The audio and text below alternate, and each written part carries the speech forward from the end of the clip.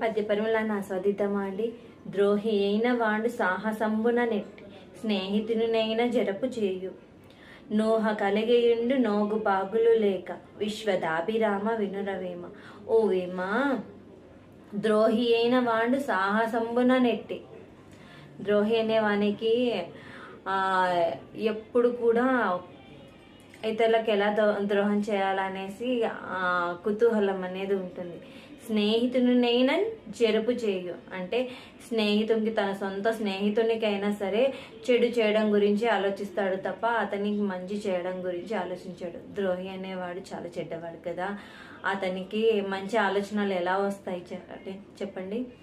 నూహ కలిగేయుండు నోగు బాగులు లేక, అతనికి ఊహ అనేది ఉండదు. అంటే ఈ పని చేయటం వల్ల ఎంత ఆపద కలుగుతుంది అనే అవగాహన అనేది ఉండదు.